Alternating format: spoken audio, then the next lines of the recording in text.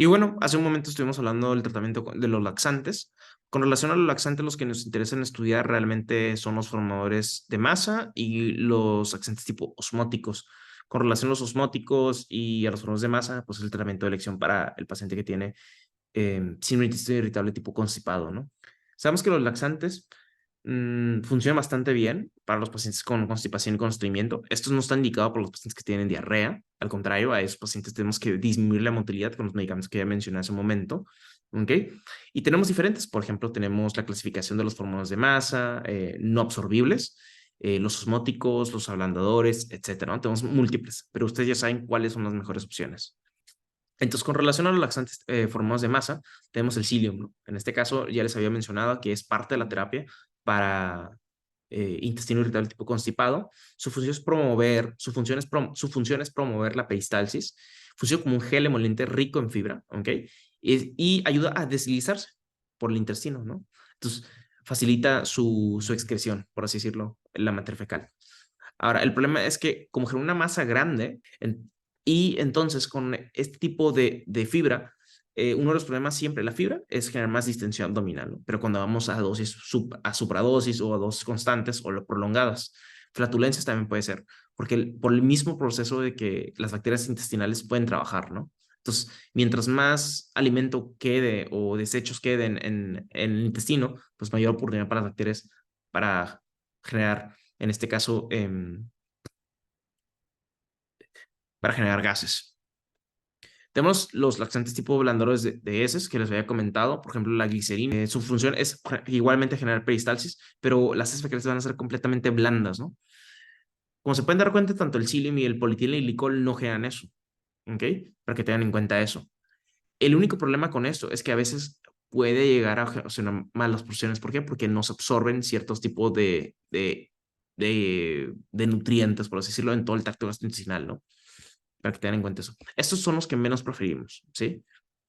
Estos son los que menos preferimos con relación a los efectos adversos, porque a veces pueden llegar a ocasionar síndromes de mala absorción, ¿sí? Sobre todo de vitaminas. Y con relación a los otros laxantes, en este caso los tipos osmóticos o azúcares no absorbibles, tenemos el polietilenglicol. Este se usa bastante. Igualmente el sorbitol, la lactulosa, pero sobre todo el polietilenglicol es el preferible para el síndrome intestino irritable, ¿sí? El paciente va a ir bastantes veces al año, una evacuación cada 1 hora, cada 3 horas, ¿ok? Por general, las evacuaciones van a ser acuosas, ¿ok? Porque en este caso, este laxante lo que va a hacer es absorber bastante cantidad de agua para que el intestino genere peristalsis. Entonces, en dichas peristalsis, pues va a excretar bastante cantidad de agua, ¿no? El intestino, pues lento, va a ser ahora rápido, por así decirlo. Tiene algunos efectos adversos, porque dentro de tanta peristalsis que hay, tantas evacuaciones tipo diarreicas, el paciente se puede deshidratar, ¿ok? Y en ciertas tipo de ocasiones puede llegar a asociarse a litiasis renal y la otra es arritmias, ¿no? Pero realmente todos los desequilibrios electrolíticos en este tipo de situaciones son completamente insignificantes. ¿Por qué? Porque no es tan extremo la cantidad que baja a comparación de otros tipos de situaciones, ¿no? ¿Qué pasa con el laxante, en este caso el polietilenglicol? Bueno, ¿cómo se utiliza? El polietilenglicol, la administración es completamente oral. Por lo general lo combinan con agua o con jugo de naranja o alguna bebida de su preferencia, por ejemplo, leche, ¿sí? No gaseosas, ¿sí? Este tipo de de laxante es completamente, lo pueden comprar en polvo, ¿sí? Y básicamente se mezcla con la bebida que se quiere tomar, es una vez al día, ¿ok? La administración es de 4 a 8 onzas, o sea, por cup con relación a la muestra, y no se recomienda que se utilice más de 2 semanas el tratamiento. Ahora, ¿quiénes son los pacientes que pueden desarrollar la mayoría de las veces efectos adversos? Los pacientes que tengan más de 60 años de edad, 65 años de edad, ¿okay? Los que usen más de 6 meses, ¿no? Para que lo tengan en cuenta. Entonces, este tipo de pacientes vas a tenerle un poquito más de cuidado. Los pacientes van a presentar, ya sea cada hora, cada 3 horas, evacuaciones, ¿sí? Las evacuaciones van a ser completamente acuosas. ¿Por qué? Porque es un laxante tipo osmótico, está generando mucha agua. Es tanta cantidad de agua, se va a expulsar, ¿no? Va a retener agua y va a expulsarlo, ¿no? Entonces, a veces los pacientes, pues, se pueden deshidratar, ¿no? Como les había comentado hace un momento. Recuerden que el intestino ahora se está haciendo mucho más rápido, porque anteriormente era muy lento. En este caso clínico dice, tenemos un paciente de 25 años de edad, acude a consulta debido a una distensión abdominal y molestias. El malestar se describe como un dolor difuso que fluctúa a lo largo del día y mejora con la defecación. Entonces, si mejora con la defecación o empeora con la defecación, ya es un punto, ¿no? Que eso es parte de los criterios de Roma 4. Informa que últimamente se ha sentido más estreñida, ¿ok? Por ese tipo constipado, ¿ok? Pero no ha notado sangre ni mucosidad en las heces fecales. Entonces, por ese lado, ya podemos descartar tanto Crohn o, en este caso, cáncer de colon, ¿sí? Y CUSI, ¿no? Sobre todo. Estos síntomas han estado ocurriendo en los últimos 4 meses. Entonces, tiene más de 3 meses, tiene el criterio de inclusión, ¿no? Dolor abdominal, más de 3 meses o en los últimos 3 meses, al menos una vez a la semana. Entonces ya tiene ese criterio, solo le falta otro, porque ya tiene alteraciones en la defecación. O sea, ya tiene, esta paciente ya tiene una relación con relación a la defecación, ¿no? Que los síntomas se presentan a la defecación, o sea, mejoran o empeoran. En la colonoscopía sale completamente normal, ¿ok? Aquí todavía no sabemos la escala de Bristol, o sea, no sabemos si cambiaron los patrones o no, o sea, dentro de la escala del tipo 1 hasta el tipo 7, y con relación a las frecuencias tampoco aquí comenta, ¿no? Pero igual, esos son datos ¿para qué diagnóstico? Síndrome de intestino irritable, ¿no? Intolerante a lactosa no puede ser porque no menciona antecedentes de ingesta de lácteos, ¿no? Y todo lo demás, pues se descarta. Toda la información que estuve platicándoles hace un momento lo tomé de la plataforma de Medscape. No sabemos que es un desorden completamente funcional, ¿ok? Si no fuera funcional, el paciente no podría hacer actividades físicas, no podría hacer actividades cotidianas, ¿ok? Entonces, este paciente es completamente funcional, ¿ok? Solo que presenta los síntomas, ¿sí? Y a veces son molestosos. La definición de esta patología es un dolor abdominal con alteraciones en los hábitos intestinales, ¿no? Criterios de Roma 4. En ausencia de una patología orgánica en donde la colonoscopia se ve completamente normal. El estreñimiento o la constipación lo podemos definir como la dificultad para realizar heces fecales, ¿ok? Que las heces fecales se encuentran completamente duras, ¿ok? De consistencia sólidas, muy, muy sólidas, y presenta dolor, ¿no? A la defecación. Eso se puede considerar como constipación o estreñimiento, como en el caso anterior. La etiología no está claramente definida, ¿sí? Pero se sabe que hay un cierto tipo de comportamientos, por ejemplo, psiquiátricos o enfermedades tipo psiquiátricos, desórdenes mentales, que los pacientes son un poquito más susceptibles a desarrollar este síndrome intestino irritable, ¿no? Y en cierto tipo de poblaciones, la Yerder por ejemplo, este parásito, también se puede llegar a encontrar, ¿no? Por ejemplo, en muestras fecales anteriormente ya estudiados en pacientes con este síndrome o este diagnóstico, se ha presentado en el 46% de esos pacientes, ¿no? Para que lo tengan en cuenta. De hecho, la misma guía recomiendan que a estos pacientes les tienen que realizar cultivo, se recomiendan, no es como que es obligatorio, cultivo para Yerder, ¿no? Entonces, caso, si lo confirman, pues para que sepan que ese paciente lo puede llegar a tener, ¿no? Y pues la rica en FODMAP, ¿no? Que es sobre todo rica en fructosa, fructanos, porque van a ver que los FODMAP, la mayoría están distribuidos en frutos, ¿ok? Por ejemplo, manzana, etcétera, ¿no? Esos pacientes tienen que disminuir su ingesta en las últimas 6 semanas, ¿sí? Para ver si en verdad se trata o no de un intestino irritable, ¿no? Hacer como una prueba, tratamiento, ¿sí? Y pues esta enfermedad afecta entre el 10 al 20% de la población general. El diagnóstico al inicio se realiza con los criterios de Roma. Si lo tiene, pues en este caso se procede a realizarse la colonoscopia, ¿no? Es mucho más frecuente en mujeres, pacientes un poco más jóvenes, adultos jóvenes, menos de 40 años de edad, o 35 años de edad, ¿no? Recuerden que los síntomas pueden aparecer o desaparecer durante la defecación, dolor abdominal es el acto más característico, o el disconfort abdominal, ¿sí? A veces los pacientes mejoran, a veces los pacientes no mejoran, producción de gases, ¿sí? Evacuaciones sólidas, muy duras o líquidas, ¿no? Es la característica del síndrome intestino irritable, ¿no? El conjunto de signos y síntomas del síndrome intestino irritable. A comparación a comparación de las enfermedades tipo inflamatorias, pues, como CUS y Crohn, pues los pacientes con irritable sale completamente normal, ¿sí? Estos son los criterios de Roma, que ya estuvimos viendo, ¿ok? Aquí tienes Roma número 4.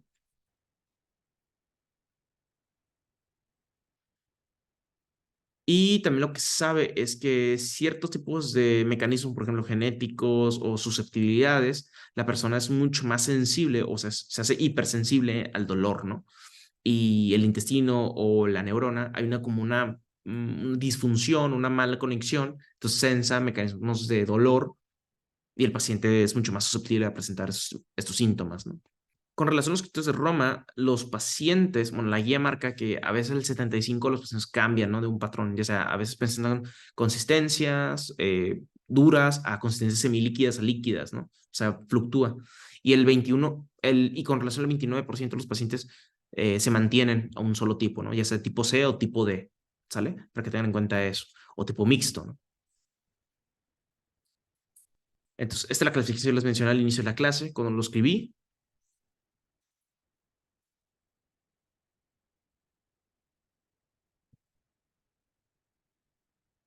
Y esto es lo que pasa con el paciente de tipo constipado, ¿no? La materia fecal es muy dura y es difícil de pasar, ¿no? La otra es que le falta lubricación o le falta materia fecal, ¿no? O sea, cantidad, volumen para que fuera expulsado la materia fecal, ¿no? Y eso mismo genera dolor por más intento de pujar que realiza el paciente, ¿no? ¿Cuáles son los síntomas del intestino irritable tipo C? Pues igual, dolor, siempre dolor abdominal, disconfort abdominal, siempre acompañado. El paciente a veces puede tener flatulencias. ¿Por qué? Por la acumulación de gases, ¿no? Que genera la flora, en este caso, por la comida, que es desencadenada por los alimentos. En este caso siempre es importante descartar que no fuera intolerancia a la lactosa, porque es muy parecido a los síntomas, ¿sí? Bueno, y cuando hay que tener en cuenta otro tipo de situaciones, por ejemplo, datos de alarma, ¿no? Pérdida de peso, anemia ferropénica, siempre descartar cáncer de colon, ¿no? O sujetos mayores de 50 años de edad, pues en este caso ellos requieren de fuerzas una colonoscopía para descartar poliposis, etcétera, ¿no? Eso es sumamente importante. O antecedentes de, ¿no? Que la familia tenga antecedentes de pólipos o antecedentes familiares de cáncer de colon, etcétera. Es sumamente importante, ¿sí? Con relación a los exacerbantes, los mitigantes, pues la posingesta de los alimentos, ¿ok? Será el exacerbante. Y los mitigantes puede ser que vaya al baño y mejoren, ¿no? O la tres, el otro mitigante es disminución de los foodmaps, ¿ok? Disminución de la ingesta de foodmaps, que es parte del tratamiento, ¿sí? Entonces, mientras más materia fecal se acumule, pues la flora puede empezar a consumirlo y generar gases, ¿no? O sea, por retención de la materia fecal. Pues lo que queremos hacer aquí con ciertos tipos de medicamentos laxantes es apurarlo, ¿sí? Depurarlo rápidamente. ¿Para qué? Para que no se genere tanto gas, ¿no? Como en este caso la distensibilidad abdominal, que molesta bastante en los pacientes, ¿no? Y cuando la materia fecal es muy, muy dura, lo que tenemos que hacer es ponerlo muy líquido, ¿ok? Entonces, pues los laxantes tipo osmóticos funcionan bastante bien. ¿Por qué? Porque lubrican eso con pura agua, entonces resbala la materia fecal, ¿no? Algunos estudios que se recomienda realizar, por ejemplo, siempre es importante descartar la intolerancia a la lactosa o la fructosa, que podría ser, y la otra es, si encontramos datos de anemia, siempre hay que pedir una biometría hemática, ¿no? Porque aquí es importante descartar sitios de malabsorción, ¿ok? Vitamina B12, ¿ok? Y la otra es anemia tipo ferropénica, ¿no? Entonces, ¿qué se recomienda como el tratamiento? Medidas dietéticas, una dieta alta en fibra, ¿ok? Pero también, ¿qué tipo de fibra, no? Recuerden que la recomendación es no la fibra del alimento, no alimentos ricos en fibra. Eso no es, no es el tratamiento. El tratamiento es fibra, pero fibra soluble, o sea, que se mezcle como un suplemento. Recuerden eso, ¿eh? No es fibra en la dieta, sino es fibra soluble. Y con relación al tratamiento farmacológico, con relación al tipo de intestino irritable, si fuera de tipo de constipación o estreñimiento, de primera línea se recomienda polietilenglicol, ¿ok? Laxantes, psyllium, fibra, ¿sí? Recuerden que el polietilenglicol es un laxante tipo osmótico, ¿ok? Psyllium es un formador de masa, fibra, ¿sí? Y en caso que presente dolor, antiespasmódico, ¿no? Como lo hemos mencionado, amitriptilina o antidepresivo tipo tricíclico, ¿sí? Lo que tenemos que hacer aquí es acelerar el tránsito intestinal, ¿sí? Y con relación al tipo diarreico, vean aquí, de primera línea ofrecemos ondansetron. No ofrecemos loperamida porque loperamida, ondansetron, eh, loperamida es completamente opcional. ¿Por qué? Porque su efecto adverso principal es la constipación. Recuerden que la loperamida es un derivado de los opiáceos, pero no penetra barrera hematoencefálica, por eso no genera sedación o en este caso, dependencia, ¿no? Para tenerlo en cuenta. Pero el problema es que optamos por el que tenga menos efecto de constipación, ¿no? En este caso, ondansetron sería una muy buena opción. Y si en caso de tenga dolor, pues antiespasmódico igualmente. Y con relación a los antidepresivos tipo cíclico y con relación a los antidepresivos tipo tricíclicos, en este momento tener en cuenta que se lo consideran como neuromoduladores, ¿no? Recuerden explicar al paciente que no se trata de depresión o de ansiedad, sino que estos medicamentos van a ayudar a que mejoren porque el intestino tiene una neurona, ¿no? Por el cual genera peristalsis. Entonces, en este caso, pues, ya sea disminuirlo o disminuir la sensibilidad de esa neurona para que no genere dolor, o la otra es que no se dé cuenta que haya dolor, que no, el cerebro interprete que no haya dolor, ¿no? Que todo esté bien. Entonces, el mecanismo de acción aquí sería el mecanismo anticolinérgico a altas dosis. Ustedes todavía no saben esto, pero con relación a la aplicación de la amitriptilina, va de dosis muy pequeñitas hasta dosis muy, muy altas, ¿no? Hasta que el paciente tolere, ¿sí? Para que tengan en cuenta eso. Su principal indicación es el dolor, pero ¿cómo es que, o sea, quitar el efecto, generar el efecto antiespasmódico, ¿no? Su mecanismo de acción principal es disminuir la recaptura de serotonina y de norepinefrina, mantenerlo en el intestino. ¿Para qué? Para que siga generando potencial de acción, en este caso, peristalsis, ¿no? Aumentar el tránsito intestinal, ¿sí? Y de los efectos adversos, como generar más serotonina, deja disparado, deja niveles altos de norepinefrina, el paciente puede tener boca seca e insomnio, ¿no? Dificultad para conciliar el sueño, para que tengan en cuenta eso. Pero como también cierra canales de sodio, les había comentado, pues genera hiponatremia, ¿no? ¿Sí? Y vean, así es como funciona normalmente, así es como sucede. Vean aquí cómo se recicla el neurotransmisor. Por un lado, aquí tenemos, eh, por ejemplo, aquí tenemos la norepinefrina y por este lado tenemos la serotonina. ¿Sí? Vean aquí cómo sale de la vesícula y se une a su receptor. En este caso, el receptor de la norepinefrina, en este caso, el receptor de la serotonina. Vean aquí, una vez que termina su efecto, se recicla. Bueno, entonces los antidepresivos tricíclicos lo que hacen es bloquear esos canales. Al bloquear esos canales, pues el neurotransmisor no se recicla y se mantiene más en el tejido intestinal, ¿no? Entonces genera mayor motilidad, ¿no? Entonces, para que sepan eso. Y pues estas son las dosis que vienen, pero realmente a mí no me interesa que se aprendan las dosis, sepan los efectos adversos, básicamente son mucosas secas, retención urinaria será con efectos muy, muy severos, arritmias, les había comentado por la hiponatremia, y realmente eso nada más, ¿no? Constipación también puede generar, ¿por qué? Porque aumenta tanto el tránsito que se puede quedar vacío, ¿no? Y puede generar constipación por ese lado. Esta es otra imagen de cómo se resume el tratamiento. Vean aquí cómo se recaptura la norepinefrina. Estos son otros ejemplos de antidepresivos cíclicos de la misma familia de la amitriptilina, ¿sí? Y en este caso son de los receptores de serotonina, ¿no? También podemos dar fluoxetina, pero realmente con amitriptilina es mucho mejor porque amitriptilina bloquea estas dos neuronas, ¿no? Pero, por ejemplo, si damos uno directo, por ejemplo, no sé, podría ser fluoxetina o velafaxina, pues nada más bloqueas el C5, ¿no? Perdón, solo bloqueas el 5-HT, pero si das amitriptilina, pues bloqueas a todos estos acá, ¿no?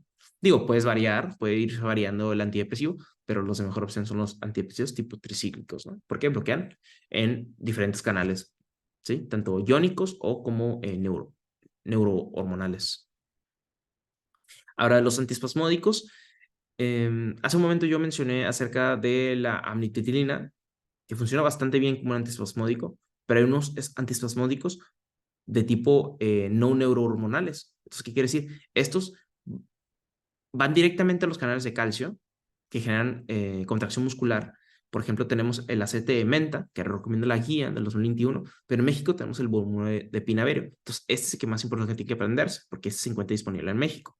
Entonces, su mecanismo de acción, ¿cuál es? Bloquear canales de calcio. La motilidad intestinal disminuye, ¿ok? Y esto va a generar una menor sensibilidad intestinal, ¿no? Entonces el intestino no sensa dolor, o el cerebro no sensa dolor porque el intestino está apagado, por así decirlo, ¿no? Entonces funciona bastante bien y se usa bastante en la práctica el bromuro de pinaverio, para que tengan en cuenta eso.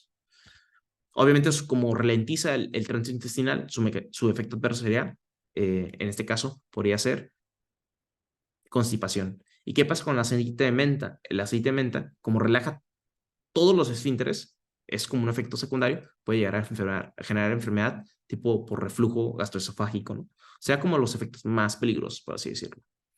¿Y cómo es que se genera todo esto potencial acción o cómo es que se contrae el músculo liso del intestino? Pues de la siguiente manera. Por ejemplo, esta neurona, ¿ok?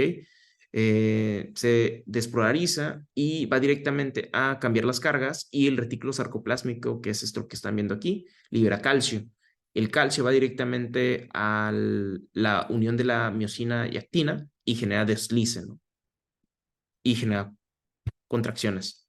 Pero recuerden que estamos hablando de músculo liso, no estamos hablando de músculo esquelético. Aquí no tenemos receptores de troponinas. Aquí estamos hablando de otra proteína, la calmodulina, ¿no? El calcio, ¿dónde se va a unir? No a la troponina, sino se une a la calmodulina. Una vez que el calcio interactúe con la calmodulina, va a activar a la enzima quinasa, en este caso la enzima de cadena ligera de la miosina, ¿ok? Activa eso y esto va a activar la ATP y la ATP va a ser desfosforilada, se le va a quitar un fósforo y va a generar la contracción muscular, ¿no? Que ustedes ya lo han visto en los semestres pasados, ¿sí? Bien, entonces así es como sensa normalmente el cerebro. Vean cómo corre los nervios a través, todo eso nervio vago, ¿ok? Completamente parasimpático, ¿ok? Corre y va directamente hacia la médula espinal, ¿ok? Y va directamente hacia el tallo, al cerebro, ¿no? ¿Sí? Y es como sensaría eso. Pero como nosotros vamos a bloquear los canales de calcio, pues todo esto se apaga, ¿no? Y el cerebro no lo identifica, entonces no genera dolor, por así decirlo, ¿sí? Entonces, normalmente la flora al momento de generar gases, pues va a distender el abdomen, entonces va a estirar las fibras nerviosas y las fibras nerviosas generan estímulos y van directamente al cerebro y el cerebro lo interpreta como mecanismos de dolor, ¿no? Sí, para que tengan en cuenta eso. ¿Sí? Y esta es la calmodulina. Vean, por ejemplo, doctores, este es el calcio que entra del potencial de acción, ¿sí? Bueno, este calcio entra del potencial de acción y también entra del medio extracelular. Este calcio cuando entra aquí aumenta, ¿ok? En el citosol, esto, hablamos del citosol, estamos hablando del miocito, ¿ok? El calcio se une a la calmodulina y la calmodulina va a activar a la enzima quinasa de la cadena ligera, ¿ok? De la miocina, ¿sí? Y eso va a generar el estiramiento de las actinas y miocinas, ¿no? Así como se pueden dar cuenta aquí. Esto. Ese deslizamiento genera contracción muscular, ¿no? Así es como se contraen o así es como se generan las peristalsias a nivel del intestino, ¿sale? Bien. Entonces, ahorita estuvimos hablando de la dopamina. La dopamina es un agonista del receptor mu, ¿ok? De los opioides. Su mecanismo de acción es bloquear las neuronas colinérgicas, en este caso los que liberan acetilcolina, ¿ok? Y en este caso el cerebro pues, no interpreta dolor, ¿no? ¿Sí? Pero en este caso, como no genera dolor, tampoco va a generar movimientos. Entonces, lo que les decía era que su efecto adverso era generar constipación. Se ralentiza el tránsito gastrointestinal, pero una de las ventajas es que no pasa la barrera hematoencefálica y no genera tolerancia, ¿no? O sea, un mecanismo de adicción, como si fuera la morfina o la codeína o el fentanilo. Y con relación al ondansetron, que es otro medicamento que también se puede dar al síndrome intestino irritable, pero tipo diarreico o en ecuaciones de diarreas, el mecanismo de acción del ondansetron o alocetrón sería, en este caso, bloquear el receptor de serotonina, en este caso sería el 5-HT3. Eso va a generar un efecto clínico, como lo es disminuir el tránsito intestinal. Entonces el intestino ya no va a expulsar tantas heces fecales o materia fecal. Por eso mismo, de los efectos adversos es la constipación, ¿no? Su mecanismo de acción, ¿cómo es? Repito, es a nivel del receptor 5-HT3 de la serotonina. El ondansetron lo bloquea. Una vez que bloquea eso, la neurona del cerebro junto con la del intestino ya no se sensa, ¿no? ¿Ok? Se pierde esa función. Una vez que se acabe el efecto, pues termina el efecto del medicamento, ¿no? Es un modulador de la sensación visceral y de motilidad. Entonces, una vez que se administra el medicamento, pues va a disminuir el tránsito intestinal. Uno de los otros efectos adversos sería el síndrome serotoninérgico. Eso es muy raro, ¿ok? Pero en caso de que llegar a presentar, es como un efecto adverso de rebote y los pacientes pueden llegar a presentar convulsión, rigidez, fiebre, síntomas autónomos como podría ser también la hipertensión, midriasis, diaforesis. El paciente está muy, muy agitado, ¿no? Y eso es porque rebota el efecto del medicamento, para que lo tengan en cuenta con relación al ondansetron. ¿Qué pasa con la terapia dietética o la terapia no farmacológica? Les había comentado que la terapia es a base de la dieta no food maps, ¿ok? Bajar la comida rica en fructosa, en oligosacáridos. En este tipo de situaciones se recomienda que el paciente disminuya la dieta y la dieta podría ser los que vienen acá en esta lista, ¿no? Que ya lo habíamos comentado en su momento, alimentos ricos en lácteos, algunas frutas como manzanas, ahí se puede ver que están cerezas, ¿qué más? Azúcares artificiales, etcétera, ¿no? Entonces hay que disminuir ese consumo de alimento. ¿Para qué? Para que la fermentación no ocurra o que la flora no actúe tanto para generar gases, ¿no? E incomodidad para el paciente. La terapia dura más o menos entre 2 a 6 semanas, esa dieta, y posteriormente se le recomienda al paciente que se reintroduzca al alimento que tenía normalmente para ver si su cuerpo se está acostumbrando, ¿no? Entonces, esa sería la primera fase y la segunda fase. ¿Y qué pasa con la tercera fase? La tercera fase básicamente es la extensión de forma personalizada, es completamente voluntaria por parte del paciente si lo quiere realizar o no. A lo que me refiero es que si le funcionó la dieta, pues lo va a continuar haciendo. Si no le funcionó, pues mmm, si cree que puede ser autosuficiente y que los síntomas no aparezcan nuevamente posteriormente a la reintroducción de los alimentos, pues puede llegar a continuar utilizando la dieta habitual, ¿no? Que es a base de no food maps. Pero en caso de que presenten los síntomas, hay que recomendarle que disminuya la ingesta de food maps, ¿sí? Y los otros tratamientos podrían ser, que también les ha mostrado evidencia, pero el problema es que todavía no hay buen resultado, pero sí hay evidencia que sí funciona hasta el momento, será la terapia conductual cognitiva y el uso de probióticos. Aquí tenemos un caso clínico, una paciente de 27 años de edad, acude a consulta con dolor abdominal, distensión abdominal, estreñimiento. Tiene antecedentes de síndrome de intestino irritable, ¿ok? La paciente refiere que no ha mejorado los síntomas a pesar de la modificación de la ley.